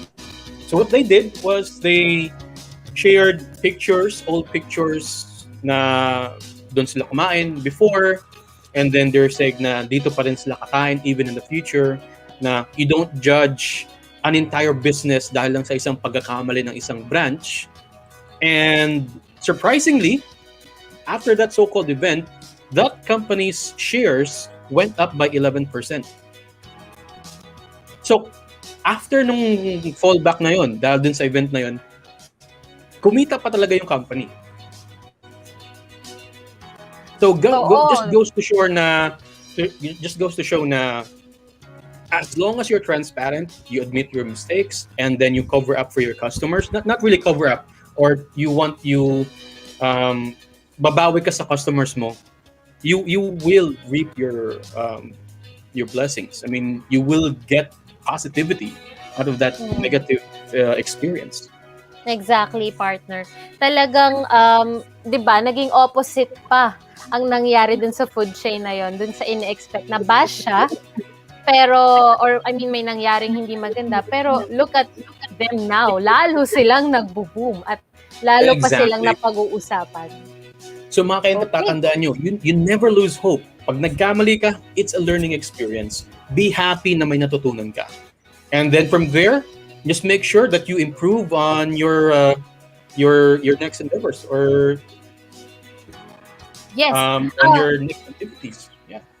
Yes, totoo yung partner. Okay, so ngayon, we will be calling back our guest. Kasi, na-excite ako dun sa pa-demo niya. So, ngayon, I think our guest will be showing, or I will, magpapakita ako ng video and our guest will try to tell us kung ano or paano prepare ang kanilang bestseller, no? Ayan, Excited hello ako. once again, Mr. Hello. Keyword. Welcome back. Ayan, so I will be sharing the video po, no? And aanohin natin ang demo ng Kahit Saan Sizzling House. I think it's just a really short one. Ayan. Nakikita na po ba? Loading. There we go. There we go. Is it there? Play. All Play right, it. so let's play. Ayan na. Full screen mo kaya, partner. Okay. Yun! Yun. But I think it's loading. Ayan. There. So, ayun, Ayan, ito Mr. yung aming preparation na ginagawa para sa sisig. So, una, nagpe-prepare kami ng white onions para kasama nung sisig, tsaka pang-garnish din bago i-serve sa customers. So, ini-slice namin siya ng ganyan. Tapos, hindi kompleto yung sisig kapag walang kalamansi and sili. So, ayan. Chopped onions, isang egg, sili at kalamansi, and isang cup ng sisig. Yung ating kailangan. So, yan yung egg. So, yan yung sili at kalamansi. And yung sisig. So, hindi na natin napakita yung preparation ng sisig. Naka-ready na siya. Natapos na namin yung process. Nandito na tayo sa pag-dish out na, pag-serve na ng sisig sa sizzling plate para sa ating mga customers. So, yan yung sizzling plate na paborito ng mga Pinoy. Wow. Na kahit na alam nating mainit, pag sinaserve sa atin, hinahawakan pa din natin, tinetesting natin kung mainit ba talaga. Ano ko ba? Ewan ko, pag may sinerve sizzling plate, parang, ka talaga, mainit ba talaga? Mainit ba talaga? Oo, ayun. Madaming Napasok ka, gumagawa. mainit. Kala ko galing sa ref yung sizzling plate. Tarot. Okay. Ayun, Continue. nilagay natin yung white onions, tapos nilagay natin yung ating prepared sisig. Minahalo natin siya sa sizzling plate. So, bakit So, white ayan. onions? Yan yung na-search namin, hindi pa namin na-try yung red onions, pero yung taste ng onions na may manamis-namis na part, tapos yung richness ng flavor ng onion ng lalong nagpapasarap, nagpapatakam dun sa sisig. So ayan, pagka ready na yung sisig, lalagay na natin yung egg. So may ibang customers or tao na hindi nila preferred na may egg sa sisig, pero yung sinaserve natin is meron tayong egg. So ito yung finished product. So ayan yung sinaserve natin sa customers. Uy! Ang fresh. Sizzling pork sisig na good for 2 to 3 persons for sharing. Ang fresh. Wow. Nako! Lalo ko nagutom dun. Partner, paano na ba to? Kakakain ko lang pero gutom na ako. Ulit? Sorry, partner, kasi nagpaluto din ako kay kay Ward eh. Ayun, thank you, Boggs. Naunahan na kita eh. Naku, partner, ano yan? Ang daming pag-iinggit. Ganun Ano, talaga. Kasi patingin syempre, naman. since we love food, kailangan ko ding subukan to.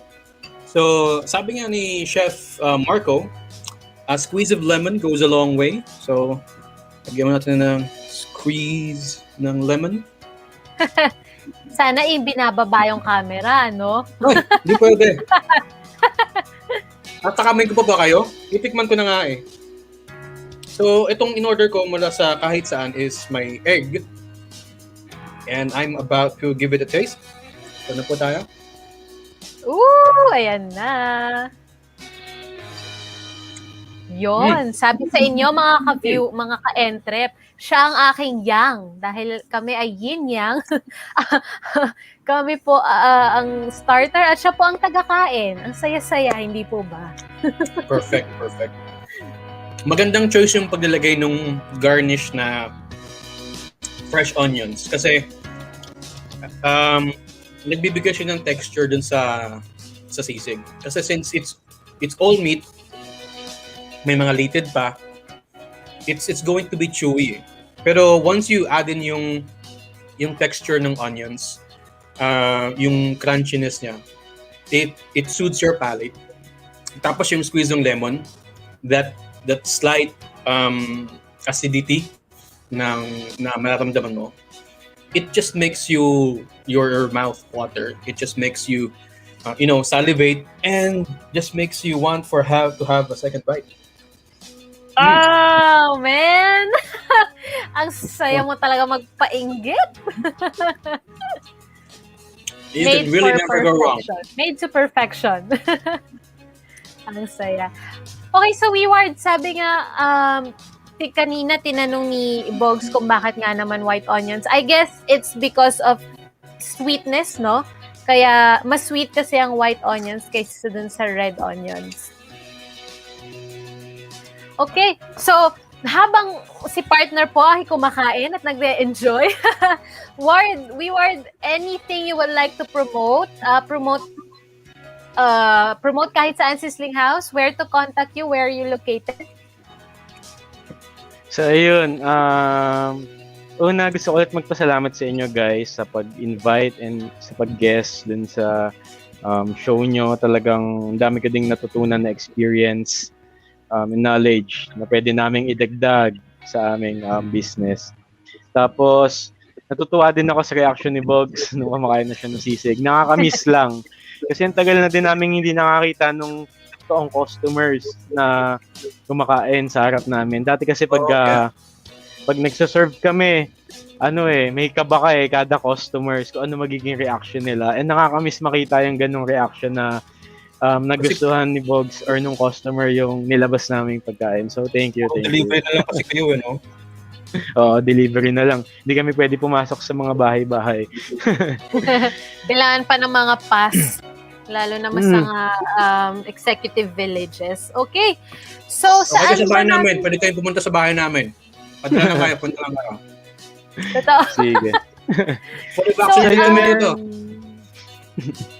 Yes. So, saan meron ba kaming namin kayo pwede kontakin or hanapin? Oo. So, meron kaming Facebook page. Pwede nyo kaming i-follow. Actually, Facebook and Instagram. Search nyo lang. And please, pa-like nung page namin. Kahit Saan Sizzling House. Ayun po yung aming Facebook name. Tapos, pwede nyo din po kaming kontakin sa 0936-505-5010. So, kung meron po kayong orders, lalo na malapit lang dito sa area ng Fairview, Quezon City, Lagro, Quezon City, North Fairview, Quezon City, pwede kaming mag-deliver for free. So, yun yung catch doon eh. Fairview pala. Fairview, but not that far. Question lang kasi let's admit it, malayo ang Fairview. So, usually kasi, sabi mo nga, ang mga nagiging customers mo lang is yung nasa area, nasa vicinity. Meron pa kayo mga dumadayo pa talaga? Not relatives or friends, pero yung may mga parokyanon talaga na bibiyahe para lang makakain ng yung Ito. Oo. Actually, yung place namin sa Lagro, Quezon City, meron siyang sikat na kainan din. Kung familiar kayo dun sa may parang shawarma naman yung ino-offer nila. So, Try yun... mo, shawarma ko. Ayun. So, Mismo. ayun yung isa sa mga idol namin. Inspiration para magtayo ng business dun din sa area. So, ang nangyayari, yung ibang tao kapag dati, pag puno na doon lumilipat sa amin or nagtatry. Tapos, ayun, salamat sa mga customers na yun kasi binigyan nila kami ng chance na matry yung aming ino-offer. And pagka gabi, kasi daanan kasi area namin hindi lang siya dead end na. So yung mga taga Bulacan, doon na din dumadaan shortcut sa Lagro. So ang sinasabi nila dinadayo pa namin kayo dito or pag weekend galing pa sila doon, pumupunta pa sila dito. So nakakataba talaga ng puso kasi grabe yung traffic din sa lahat ng lugar, lalo na sa amin sa Fairview. So ayun. Thank you sa mga customers. You mentioned Bulacan, di ba? So if I'm not mistaken, from Fairview, ang pinakamalapit na part ng Bulacan is San Jose del Monte.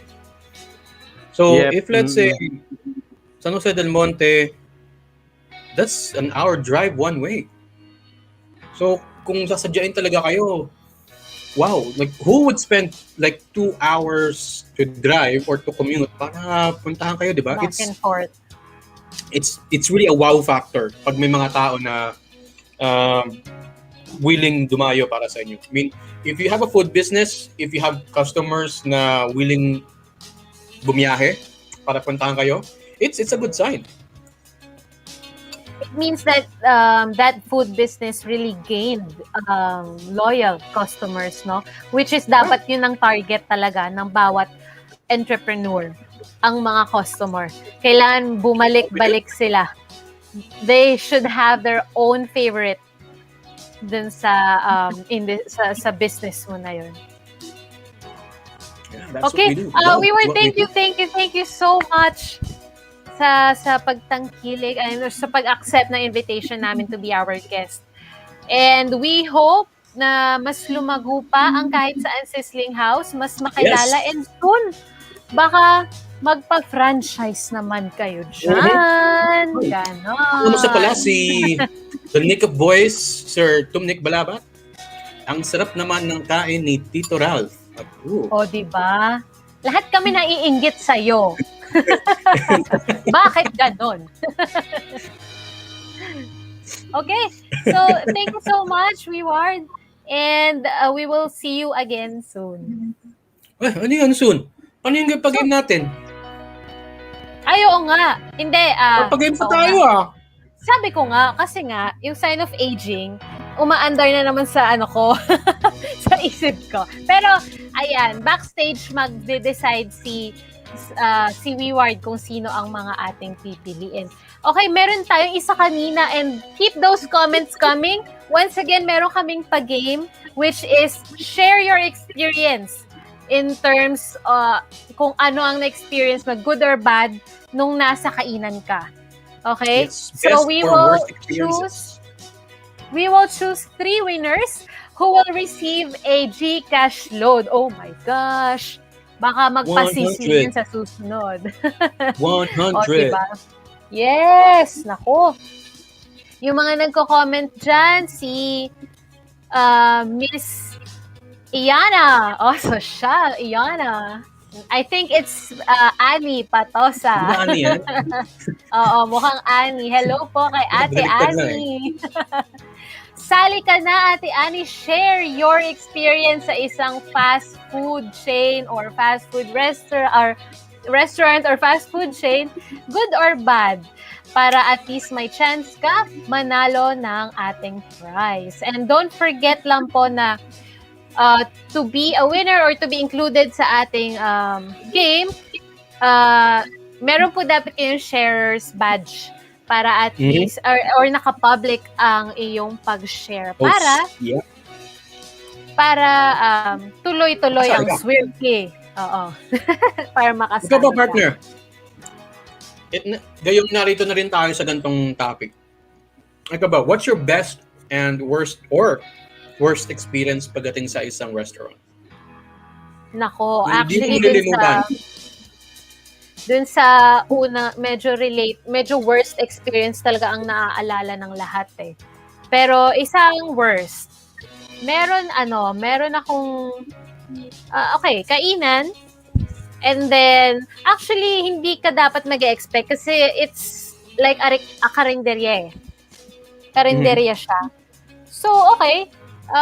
Masarap daw ang pagkain. So, pasok naman kami ng mga kasama ko. And then, alam mo yung pagpasok namin, may sumabay sa amin. But it's not human. Whoa! It's a tiny little thing na may mahabang buntot. Okay. So, akala ko may kasama kaming pet. Ayun. Ratatouille ba yan? Masarap nga ang Ratatouille ba yan? pagkain. Parang gano'n na nga, partner. Baka naman siya yung cook. Baka? Uy, oo nga. Naku, hindi ko kinonsider yun na. Kasi na-shock kami agad eh. Hindi na namin naisip yun. Actually, pati yung may-ari nung kainan na-shock din. Ay! May papi, charot. Ganon. May something. Ayan. Pero ang pinaka-the best talaga experience sa akin is like, yung recently na hindi pala recently, but nakainan namin isang samgyup salsha. It's a Korean restaurant in terms of samgyup. Ang nakakatuwa lang doon is kaya nagustuhan namin siya and talagang binabalik-balikan namin siya is dahil yung mismong owner ang nagsuserve, Really? nag-assist, and he was just all around the dining, all around the kitchen, also opening doors if he has his chance, if he has time. He was very hands-on. Pero ang dami niyang kasama, ang dami niyang employees. But he was there managing everything, like eye to eye. So mukhang dapat ganun din talaga ang ating tip eh. Isa sa mga tip na when you're into food business talagang mano-mano ka rin talaga dapat. Huwag mo talaga siyang pabayaan kasi you will never know. Yeah. Meron dyan, malilikot ang kamay. Meron dyan, pasensya po na lang ang masasabi. O, diba? Yung mga ganyan. Ikaw ba, partner, any experience that you want to share to our viewers? Okay, let's start with the worst experience. So this happened sa isang restaurant when I was at the mall sa Fairview. So it's a typical inasal place. So I was eating chicken inasal, and then like most inasal restaurants, they offer unlimited rice. So syempre, being the hungry person that I am, maya't maya humingi ako ng isang rice pa po. So kain ako. So I was minding my own, was eating, and then siguro after yung fourth na extra rice ko, yun na ako kumuha kasi okay na ako. And then all of a sudden, that same person na nagsiserve ng rice, pumunta siya sa table ko, binigyan ako ng isang pinggan ng 3 serving ng rice. Parang, ang dating sa akin is, ito na yung kanin, huwag ka nang humingi ulit. Ako, Ay! ako naman, Masyado ka daw matakaw, partner. like, excuse me, hindi po ako humingi nito. That's sir, kain lang kayo. Sige. So, parang, na-offend ako kasi hindi naman daw malakas ang kumain. Oo. Pero, sana, magtatanong ka na, sir, rice pa po. Kasi, there is this famous inasal joint na ganun yung mga tao. Sir, hawak niyo yung sa the big lalagyan container. ng big container ng rice, and then, sir, extra rice pa? They do that. Which is a good gesture. So, yes, sige. Or, hindi, okay na ako. Pero siya, parang maglalapag lang ng ganyan. Parang sinabi lang ako ng, shut up, ayan ang kanin mo. So, never again. Never again. So that was my first and last time to eat at that place. So mga ka-entrep talagang when your customer experience a really bad time in your restaurant or in your food stalls, talagang mahirap na ligawan sila ulit. But why not? 'Di ba? Malay mo mabigyan ka ulit ng chance maging ikaw ang last option. Ikaw na lang pala ang bukas sa mga kainan na gusto nila, and then may time pa para magbago. But it's food industry. It's food industry. They have all the options in the world. Oh, may isa pa pala just be careful. experience. May isa pa akong i-share. So, this was way back in college. I used to hang out with my professor. Kasi yung professor ko noon, kabarkada ko din siya. So, usually kapag gumagala or may mga extracurricular activities, we end up late pagdating sa mga activities. Kakain kami, let's say, sa nearest fast food joint. And then, siguro kami yung mga last customers for that day. Let's say, magsasara sila ng 10 o'clock, dumating kami ng mga 9:45. Mhm. And then, umorder kami. Kumakain na. And then, si sir, sabi pa niya, parang gusto ko pa ng kanin. So, sabi niya, miss, kanya nga extra rice. Hindi daw pwede. Nako. Sabi ko, bakit wala ng rice? Sabi ko, sir, wala na po. Magsasaing pa po. Kaso po, kayo na yung last customer for the day. So, sayang lang kung magsasaing pa kami. Usually, kapag sa mga ganitong restaurant, kita mo sa likod nila yung mga meal na naka-ready na, di ba? Mga nakasalansan na doon. So, miss, kita mo yun. Yung meal na yun, yung may kanin saka may manok. Kunin mo lang yung kanin doon, tapos babayaran ko na lang. Sabi ko, ang sabi nung ang sabi nung nasa counter, ay sir, hindi po pwede kasi meal po yan. Kumbaga, as a whole po yan. Sabi ko, kami na huling customer nyo. May iba pa bang pupunta dito para bumili niyan? Bibilin ko na nga yung kanin. Ayaw nyo pa? So, yun. Nako. Pinagpilitan na, sir, kung gusto niyo po, bilhin niyo na po yung buong meal. No way. Baka lang daw, baka makalusot sila. Additional income nga naman, no? Pero Oo, syempre, di ba? if you are in the service industry, you do not force your customers sa mga situation na uncomfortable sila. So, example lang yun. So, another example would be yung if let's say nasa fast food joint ka and then sa halip na tanungin ka or offeran ka ng mga tao na, sir, gusto niyo pang i-upsize? Gusto niyo po nang i-upgrade yung meal niyo o yung drinks niyo para large na natin? Sa halip na gawin yun, is ni-large na nila. Sir, large na natin to ha. Large na natin yung drink niyo. Kasi Technique yan ng iba. Which is wrong. You should always ask for their permission. Oh, we have a comment pala here from, is it Davy or Davy Keith? Davy Kitlaw. Yes, Davy yes. Now. Yan. Basta Hello any kay resto- Davy Kitlaw. Basta any resto, ang kainin ko, basta kasama ang friends mong bully, masarap kumain. Medyo parang may pinapatamaan siya, but masaya nga naman pagkasama mo mga kaibigan mong bully. Pag yung bully, masaya, oo. Pero pag ikaw yung binubully, hindi masaya. Totoo. Ito naman ka-entrep.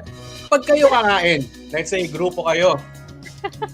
Tapos, kunyari, pupunta kayo sa isang kainan na buffet or may unlimited rice. Tapos, lahat ng mga barkada biglang titingin sa'yo. Lahat sa natingin sa'yo. Sarap kumain ito. Sada ka na naman. Ano, Boggs, masaya ka ba? Only rice dito, no? Buffet tayo, no? Solid ka ba? Like, come on, people. Tapos with your build and everything, and the hair. Yung ganyan, underage tayo, magsasaya na naman si Boggs. Buffet tayo, Boggs, pakasaya ka dyan. Exactly. Kaya itong si Davy, actually, he's a very good friend of mine, and I think he's pertaining about me and someone that we are very close of. So, ayan. Anyway, Talagang masarap ka jamming ang mga barkada mo pagdating sa food trip talaga. Lalo na kung may budget ka, di ba? oo. Ganon talaga. May kilala nga ako eh. She was a very good friend of ours.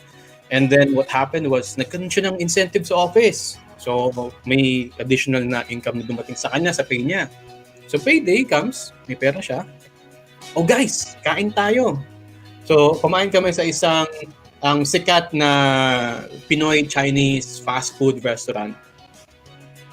Lahat kami naka-laureate. So, it's Wow! like 10, 15 people na lahat naka-laureate lahat. So, imagine mo lang, ginastos niya nun. So, at the end of the day, hindi pa sapat yung bonus na nakuha niya para bayaran yung pagkain namin. Naglabas pa siya ng pera. O, di ba? Napasubo siya ng biglaan. Kaya sa mga galante dyan, kung gusto nyo pa magpagalante, pwede na nyo ituloy-tuloy lang po. Baka naman. Ayan. Okay, partner, nako, nakakatuwa naman itong mga nagko-comment sa atin ngayon. But unfortunately, hindi na ganun ka habang ating oras. Partner, anuhin natin yung kung sino sa tingin ni Judge ang winner for today's game. Pero I'm checking But I on these think- comments, partner, parang ilan lang yata yung nag-share ng experiences nila. I mean, nag-share sila ng mga bagay-bagay, nagko-congratulate kanyan. Pero walang gaano nag-share ng kanilang experiences. Yung detailed, no? What I was doing kanina. Mm-mm. Yes. So I guess what we can do is after the show, just keep on coming those comments and experience pala. Just comment dun sa Facebook page namin. And we will try to pick 3 or kung sino man, at least meron makatanggap ng prize natin. Ano, May Boggs? makukuha ba tayo today? May makukuha ba tayo today, partner? Pwede nating ipa-next episode para at least Para Diba? share, para even chances of winning, no? yes. Ayan mga ka-Entrepa, we're giving you Kasi- chances na. We know it's kind of late na, so yung mga gusto pang mag-share ng mga experiences na dyan, just keep on coming, post lang kayo, comment lang kayo, sabihin nyo sa akin lahat ng gusto nyo sabihin. Pag may gusto kayong restaurant na gusto nyo i-recommend, tell us, pupunta ako doon, kakain ako, share yung feedback ko. Pag may worst experiences naman kayo or bad experiences, let us know as well. Hindi ko na pupuntahan yan. For sure. But please, we want to hear from you. Yes po. And ayan, before we end our pilot episode for food industry, meron po kaming ibibigay na assignment para po sa inyo.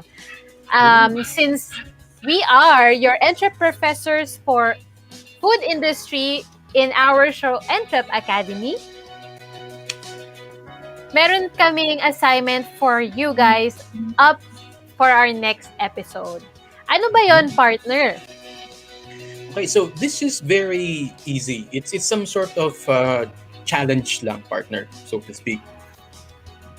So, ang assignment natin para sa kanila is saan aabutin ang 500 peso challenge.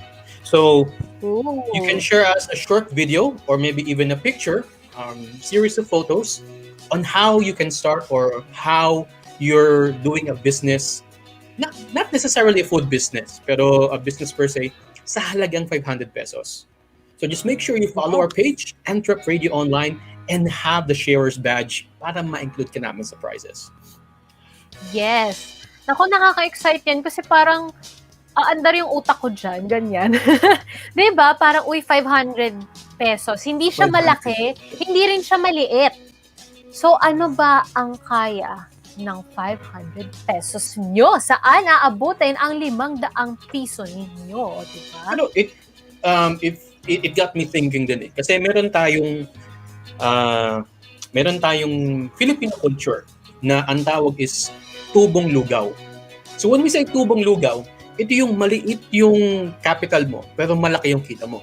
Kasi paano ka nga ba magluluto ng lugaw? Anong kailangan mo? Maybe chicken innards, mas malasa yung chicken innards, mga laman loob. Luya, let's say broth or broth cubes, malagkit, and then tubig. Sibuyas, maybe pag gusto mong dagdagan. And then yun lang. Wala pa siguro ng 500 pesos, makakagawa ka ng lugaw. And then if you sell a bowl for let's say 10 pesos each, diba ka lang. Diba? So, ganun. Kumbaga, let's try to make our brains work this time. Your entrepreneur brains. Ay, nako partner, may humabol na comment from Ito. From NJ. Miss NJ Gonzalez. Ayan. Read away, partner. Got two experiences from different samgyup restaurants. So the first samgyup, the waiters who were assisting us were so attentive and so jolly. So ito yata yung good experience niya. So they were the ones saying, we need to make our Anli foods worth it. Tama nga naman. Kasi sabi nung isang Korean na kakilala ko, pagdating sa samgyup, always go for where your money is worth. Kasi you're paying the same amount eh. So if you're going to pay, let's say, $1.99, $2.99 for pork, go for for let's say marinated ones or yung meaty part. Make yourself happy with the worth you're eating. So here, while the second one gave us the bad smirk, as if they were not happy having a lot of customers. I think it's the sarcastic smile, as what they say. So let's not be judgmental naman. Sabi nga niya, there were a lot of customers. Maybe may bad customer na siyang naka-deal pagkatapos doon. And maybe hindi na niya kayang dalhin yung sarili niya after that negative experience. So, but still, it affected the customers, which is hindi pwede. So pagdating sa service industry, if you're not feeling well about a certain experience or let's say masama loob mo, may kang customer na umaway sa'yo, yung boss mo pinagalitan ka, iwan mo muna dyan. Iwan mo muna doon sa backstage para pagdating sa customer, ngiti ka pa rin. Totoo yan. Kasi siyempre, walang kinalaman yung customer mo. Wala siyang kasalanan dun eh. Your customer deserves the best kind of experience that you can offer. Kung meron man na masamang pinagdadaanan, balikan mo na lang after mong i-serve yung customer to the best that you can do. Very well said, partner. Ako kasi, I am in an airline industry. And in terms of customer service, it's really one of our top priority. Second, just sa safety Safety and security. So, sa company ko ngayon that I am in with, naging 5-star airline siya. Oh. Dahil sa customer experience. They really give out the best of the best. Nagka-pandemic, parang hindi nag-pandemic dahil they still went over the top just for the customers themselves. Diba? Kasi pag minahal mo talaga yung mga customer mo, sabi nga kanina ni Weward na sa Kahit Saan Sizzling House, maraming silang nag-gain na loyal customers na bumabalik-balik even from the furthest of the location, malayo man sila, they won't mind to travel like 2 hours just to eat and then in that specific restaurant. Kaya talagang customer, yan talaga. Kasi nowadays, siguro hindi na nga applicable yung the customer is always right. Pero though yes, the customer still comes first. So they may not be right. Pero syempre, we still need to be giving them the best kind of experience that we can offer. True. Okay, so we are on time. I'm really proud of us. Ang galing natin. First time po namin to. First time po namin to. Yes, sa mga viewers First time po host po namin. kami. First time po namin mag-host ever in our entire life. Thank you so much. Papa-shoutout ang aking kaibigan, si Christian Ariola. Yes. Hello, Christian Ariola. Isang kain trip naman dyan. Ganyan. Isa din yan sa mga kasama ko na madalas kumakain sa labas. So, if let's say may meet up ang barkada, and then out of the blue nag-decide kami, tara, punta tayong Mahogany. Punta tayong Tagaytay, punta tayong Magbulalo. Kahit anong orasan, pupunta kami ng Tagaytay, magbubulalo kami. Yum. O, diba? Food trip, road trip, hashtag. O, diba? Ay, nahuli yung hashtag.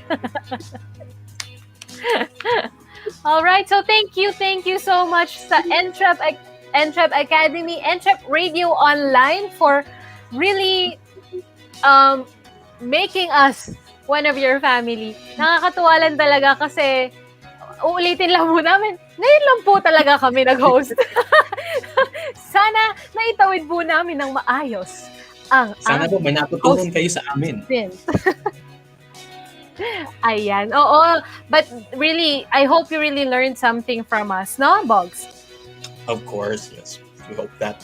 At syempre, unfortunately, as much as we want to continue with this conversation that we have, mga ka-entrep, dyan na po nagtatapos ang ating lesson for today about business in a world of cravings, as sizzlingan like no other. So we hope that we were able to bring you clarity and more ideas sa pagsisimula at pagpapalaki ng inyong mga business. So let's not forget, we also do consultation services. So feel free to reach out to us at our FB page so we can help you and lead your business to success. Samahan niyo muli kami next week for another course, this time Business Astrology, the Mystic Arts, with Miss Riri and Miss Carla. Only here with EntrepAcademy Online. At syempre mga ka-entrep, lagi niyo tatandaan, kaya mo maging boss dito. Alright. Isa na namang gabing puno ng kaalaman ng inyong natunghayan dito lang sa EntrepAcademy. And thank you so much, everybody, to all the viewers and our friends and family who keep supporting us all throughout. And ang programang ito po ay handog sa inyo ng Entrep Media Network, Creative Sound Studios, Voice from Home, Creative Voices Productions, the Certified Voice Artist Program, at ang nag-iisang, the Voice Master himself, Mr. Pocholo de Leon Gonzalez. By the way, partner, isingit ko lang, no, itong Certified Voice Artist Program, they are on their batch 8 coming this coming July 10. Wow. There you go. Wow. Ayan.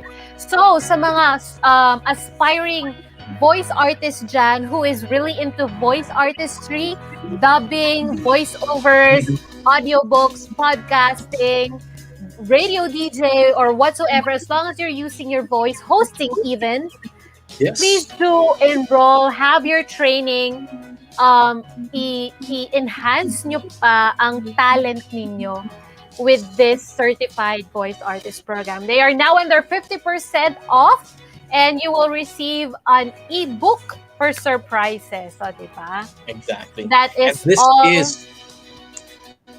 this is the place to be. And kung di nyo pinatanong, yes, kami po ni partner, we are graduates of this program. Yes, so I am actually from CVAP Batch 3, and my partner right here. Batch 5. Yes. Ayan. So, alright. Muli, maraming salamat sa panunood. Magkita-kita muli tayo sa susunod na mga courses, and please do continue to support us.